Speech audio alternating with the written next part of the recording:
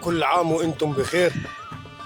منح سيادة الرئيس في شهر رمضان المبارك منحي لغير العاملين، المش موظف، اللي مش معاه راتب شهري، اللي مش شغال، منحوا 1500 جنيه.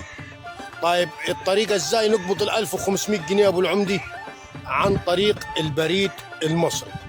حفظ الله سيادة الرئيس عبد الفتاح السيسي لمنح الناس البسيطة المنحة البسيطة اللي هي قدرها 1500 جنيه. أكرر تاني، المنحة دي تصرف من خلال البريد المصري بالبطاقة الشخصية بتاعتك. انت مش موظف، انت شغال باليومية، ما معكش شغل، عاطل عن العمل، ليك المنحة بتاعتك 1500 جنيه.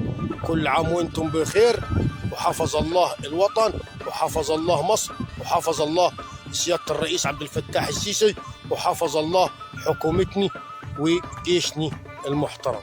تحياتي لكم، بيوم أبو العمدة.